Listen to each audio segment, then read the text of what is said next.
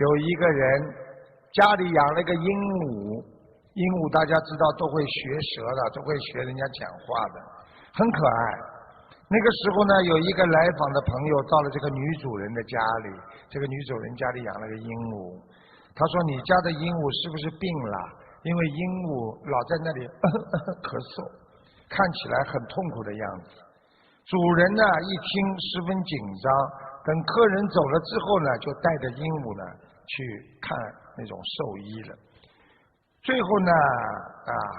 查了半天呢，这个鹦鹉很健康，一点毛病都没有。那么最后鹦鹉又是怎么会咳嗽的呢？最后才发现它不是真正的咳嗽，而是它在学这个女主人抽烟抽得很凶的时候，它的那种咳嗽声。我知道你们现在鼓掌，待会儿要我多讲几个笑话。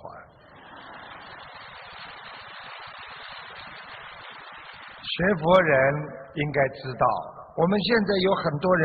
当出现在生活当中有矛盾或者问题的时候，他们总是把目光先盯在别人的身上，就像刚才那个女主人一样，她咳嗽，她觉得都是她的问题，没想到是她自己自身的问题。一般的人都是指责对方的错误和过失也许真正的原因就是在自己身上，只是我们从来